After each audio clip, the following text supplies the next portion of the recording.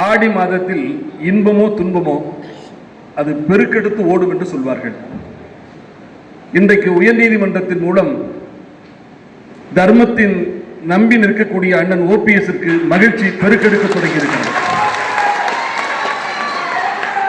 அக்கிரமத்தை ஆயுதமாக எடுத்துக்கொண்டு ஒரு கட்சியை அபகரிக்கலாம் என்கின்ற பித்தலாட்டத்தை நடத்தி வந்த எடப்பாடிக்கு இன்றைக்கு உயர்நீதிமன்றத்திலே மன்னிப்பு கேட்கிற நிகழ்வு தொடங்கி இருக்கிறது. நான் சொன்னது போல ஆடியிலே தொடங்கக்கூடிய காரியம் அது ஆடி பெருக்காக பெருக்கெடுத்துக் கொண்டே போகும்.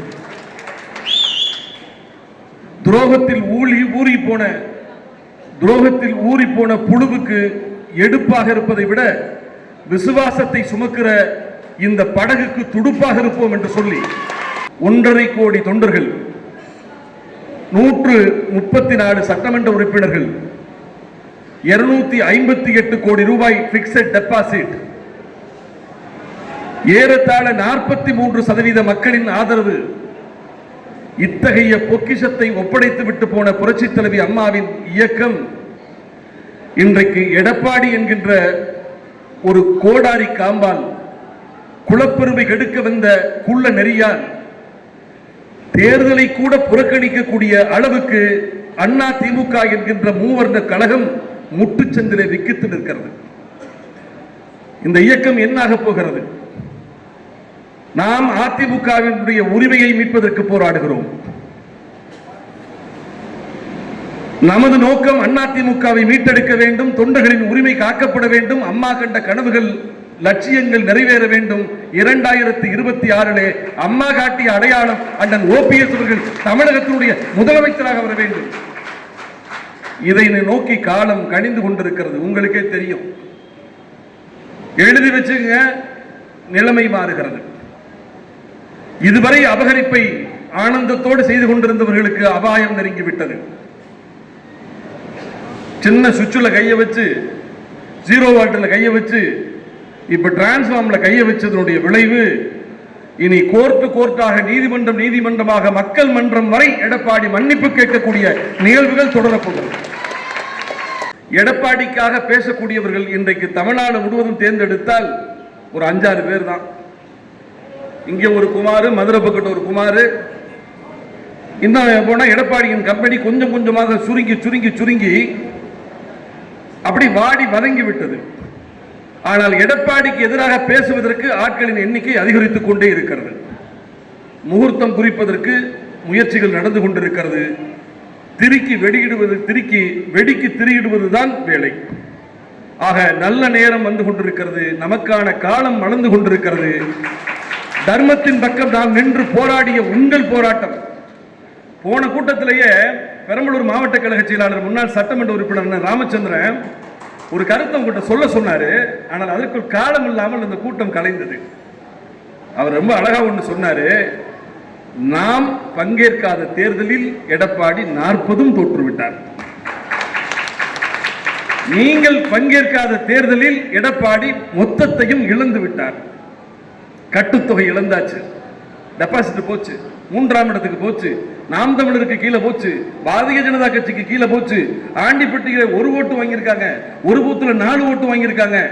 அவமானத்தின் அசிங்கத்தின் உச்சத்திலே இருக்கக்கூடிய எடப்பாடிக்கு நாம் பார்த்த வகையில மான ரோஷம் என்பது மருந்துக்கும் இல்லாத ஒரு மனிதனை பார்த்திருக்கிறேன் என்று சொன்னால் அது எடப்பாடியை தவிர ஒருத்தர் கிடையாது. வெக்கமே இல்லாம 1% கூட வாங்கியிருக்காங்கயா. நீ தாப்பா கடைசியா ஓடியாந்தேன்னு சொன்னா பின்னாடி இருந்து பாரு, நான் தான் முதல் ஆளுங்கிறாங்க. நீ ஏன் முன்னாடி இருந்து பாக்குற? பின்னாடி இருந்து பாரு, நான் தான் முதல் ஆளுங்கிறான். தோற்று போனதை கூட ஒப்புக்கொள்கிற தைரியம் இல்லாதவன் நீ எப்படி தலைவனாக இருக்க முடியும்?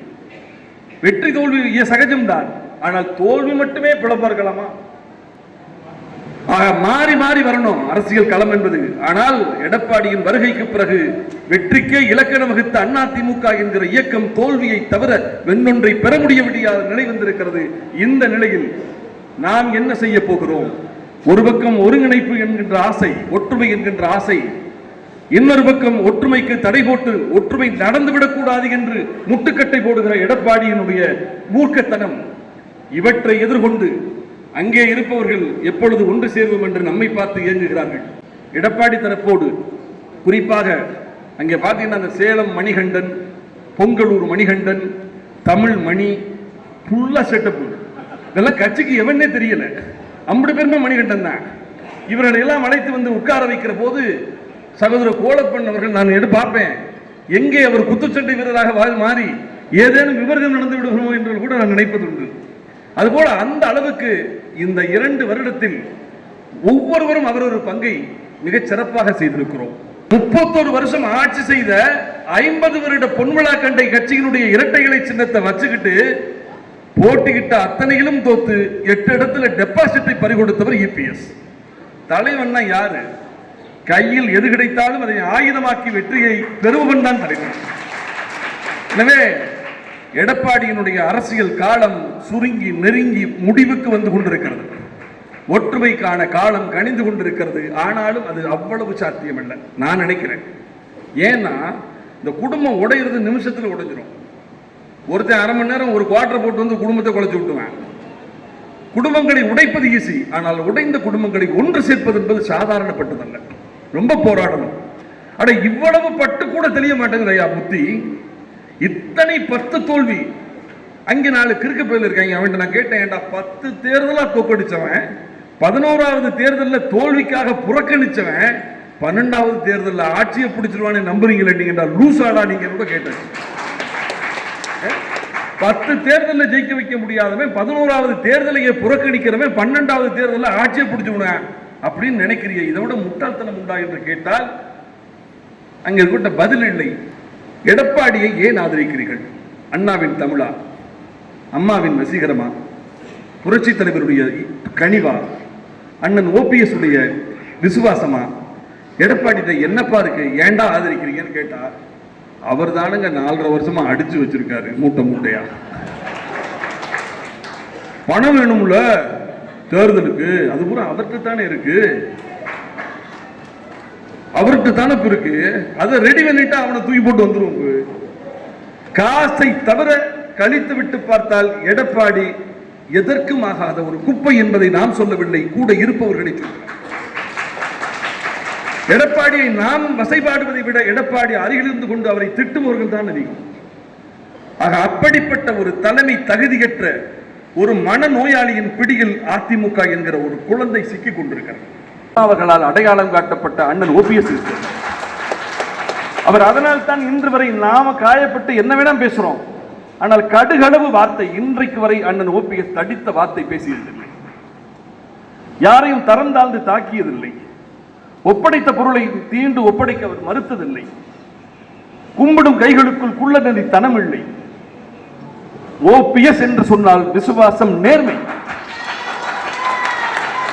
எதிர்ப்பவனால் கூட ஏற்றுக்கொள்கிற தத்துவத்தை அவர் சுமந்திருக்கிறார். அப்படிப்பட்ட மகத்தான தலைவரின் கைகளிலே இந்த இயக்கம் ஒப்படைக்கப்பட வேண்டும் என்று சொன்னால் நம்மை நாம் பலப்படுத்திக் கொள்வோம்.